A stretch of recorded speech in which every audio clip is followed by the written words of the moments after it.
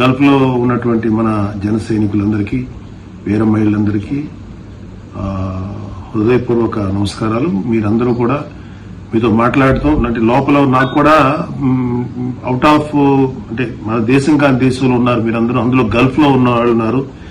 అది మన తెలుగు వాళ్ళు ఎవరున్నా ఓకే, మన ఇండియన్స్ ఎవరున్నా ఒకే బాధ. అందులో తెలుగు వాళ్ళు, అందులో మన జనసేన కుటుంబం చాలా మంది ఉన్నారు. సో మీ అందరు ఎలా ఉన్నారో, మీ ఊళ్ళల్లో ఎవరైతే ఉంటారో వాళ్ళకి ఎలా ఉందో మాకు కూడా ఇంచుమించు అదే ఫీలింగ్ లో ఉన్నాం. But I'm very happy and relieved అండి. మీరందరూ కూడా సేఫ్ జోన్ లో ఉన్నారు. మీ దేశాలు ఏ అయితే యుఏఈ, ఖతర్, లేకపోతే సౌదీ అరేబియా, ఇతర మస్కట్ ఇలాంటి ఏరియాల్లో ఎవరైతే ఉన్నారో, బహ్రెయిన్, ఇక్కడ అందరూ కూడా మీరందరూ చెప్తున్న మాటలను బట్టి నాకు అర్థమైంది ఏంటంటే అంటే క్లియర్ గా అందరూ ఏదో బేసిక్ గా ఎంతో కొంత బారున్నప్పుడు ఒక టెన్షన్ ఉంటుంది కానీ బట్ ఈ మీడియాలో చూపించినట్టుగానో లేకపోతే కొన్ని ప్రైవేట్ యూట్యూబర్స్ పెట్టే వీడియోలో ఉన్నంత భయానకంగా అయితే ఉండదు. సో ఇప్పుడు నేను మెయిన్ గా ఏమని మీ ద్వారా ఎవరైతే ఇప్పుడు మీతో మాట్లాడుతున్నానో మీ తరఫున మీ చుట్టాలు ఎవరైతే ఉన్నారో, మీ తల్లిదండ్రులు లేకపోతే మీ అన్నదమ్ములు లేకపోతే మీ ఆత్మీయులు ఎవరైతే ఉన్నారో ఆంధ్రప్రదేశ్ లో, మీ తరఫున నేను వాళ్ళకందరూ చెప్తున్నాను, మీరు ఎవరు ఏమి టెన్షన్ పడకండి. మీ అనుకునేటువంటి మీ వాళ్ళందరూ కూడా గల్ఫ్ లో చక్కగా సేఫ్టీగా ఉన్నారు. మన జనసేనకు సంబంధించిన వాళ్ళు కానీ తెలుగు వాళ్ళు కానీ అందరూ బాగున్నారు. పైపెచ్చు వాళ్ళందరూ ఎలా ఉన్నారంటే సింపుల్ గా మా వరకు మేము సేఫ్ గా ఉన్నామని అనుకోకుండా ఎవరికైతే సమస్యలు ఉన్నాయో ఈ యుద్దం సంబంధించి ఏదన్నా ఇష్యూస్ రేజ్ అయినా కూడా ఒకళ్ళకి ఇబ్బంది వస్తే 10 మంది ఎదురుగా ఉండి కలిసి వాళ్ళకి సహాయం చేయడానికి నిజంగా నిలబడున్నారు. ఆ విషయంలో నేను జనసేన, గల్ఫ్ జనసేన వీర మహిళలందరినీ కూడా హృదయపూర్వకంగా అభినందిస్తున్నాను. ముఖ్యంగా ఆంధ్రప్రదేశ్ లో ఎవరైతే ఉంటున్నారో మీ చుట్టాలు అయినటువంటి వాళ్ళు ఎవరైనా గల్ఫ్ లో ఉన్నారో మీ వాళ్ళు అనుకున్న వాళ్ళందరూ సేఫ్టీగా ఉన్నారండి. కాకపోతే ఏంటంటే ఈ యూట్యూబ్ లో కానీ లేకపోతే కొన్ని ఛానల్స్ లో కంటెంట్ ని హైలైట్ చేయడానికో లేకపోతే కొంచెం ఎక్కువ దాన్ని వాటెవర్ వాళ్ళ ఛానల్ తాలూకు లేకపోతే ఆ యూట్యూబ్ ఛానల్ తాలూకు రేటింగ్స్ పెంచుకోవడానికి కొంచెం ఎగ్జాజరేషన్ గా చూపిస్తున్నారు. అంత ప్రమాదంగా ఏదో 1-2 చోట్ల, అది కూడా ఈ యుఎస్ఏ సంబంధించినటువంటి ఫెసిలిటీస్ మీద ఉంది తప్ప ఏదన్నా వాళ్ళ ఇరాన్ కు సంబంధించినటువంటి వాళ్ళ గురి కానీ వాళ్ళ ఏం కానీ మిగతా సివిలియన్స్ మీద జోలికి ఎవరు రావట్లేదు. మోస్ట్ ఆఫ్ అలాగే ఏ కంట్రీస్ అయితే మన వాళ్ళు ఉన్నారో యుఏఈ కానీ లేకపోతే దుబాయ్ కానీ లేకపోతే సౌదీ కానీ వేరేనికి అందరూ కూడా ఆయా దేశాలు వాళ్ళ పౌరులందరికీ మంచి రక్షణ ఇస్తున్నారు.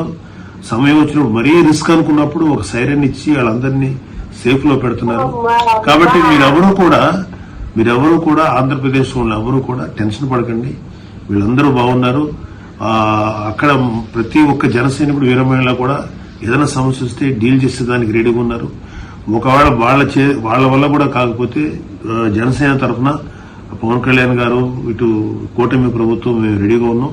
మీకు ఏదైనా ఇష్యూ ఉన్నప్పుడు మీ చేతులు దాటిపోయి ఇంకేదైనా చేయాలంటే ఖచ్చితంగా మాకు తెలియజేయండి.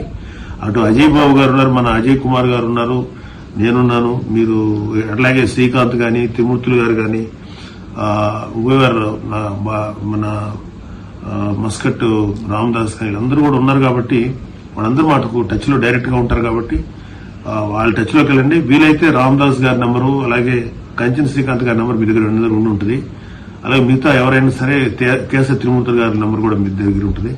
సో వాళ్ళ ద్వారా అయినా కూడా మీరు నా టచ్ లోకి రండి. మీకు ఏదైనా పెద్ద ఇష్యూ అయితే 90% రాకూడదు. అలాగే వన్ మోర్ థింగ్ ఏంటంటే నా అబ్జర్వేషన్ లో నేను కొన్ని యుద్ధాలు చూశాను కాబట్టి చెప్తున్నాను. ప్రపంచంలో ఏ దేశం కూడా లాంగ్ టైం యుద్దం చేసేదానికి ఎవరి దగ్గర అంత రిసోర్సెస్ ఉండవు. ఎంత పెద్ద దేశమైనా సరే కొన్ని రోజుల తర్వాత కాంప్రమైజ్ అవ్వాల్సిందే. ఆల్మోస్ట్ 21 days తర్వాత ఎవరికి అంత శక్తి సామర్థ్యాలు కూడా ఉండవు.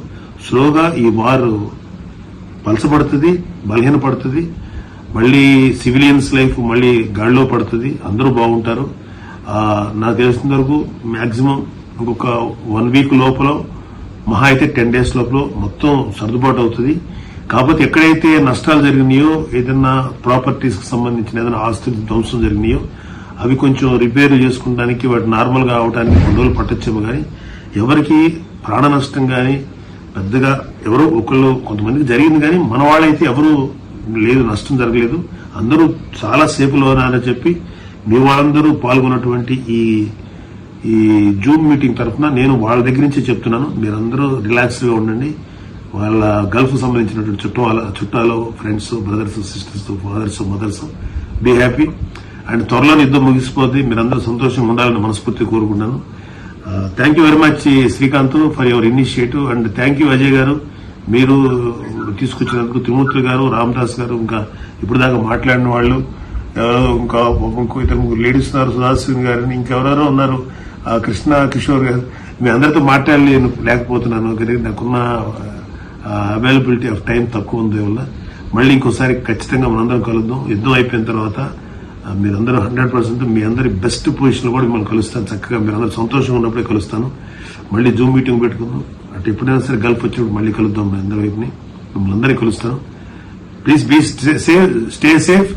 అండ్ ప్రస్తుతానికి మీరు ఎంత సేఫ్ గా ఉన్నారనేది మా కన్సర్న్. పార్టీకి సంబంధించినటువంటి ఏ పనులు కానీ ఏవి కానీ ప్రస్తుతానికి ఎక్కువ ఆలోచించకండి. పార్టీ గురించి మీ వ్యక్తిగత భద్రత, మీ సేఫ్టీ, మీ పిల్లల సేఫ్టీ, మీ అనుకున్న వాళ్ళ సేఫ్టీ మీద దృష్టి పెట్టండి. యుద్ధం అయిపోయిన తర్వాత మళ్ళీ మీరందరూ కూడా ఎలాగా పార్టీకి సంబంధించిన కార్యక్రమాలు ఉన్నాయి వాటిలో పాలు పంచుకుందరు. కానీ till then take care of yourself, be safe. Thank you, bless you. నమస్తే. Thank you sir.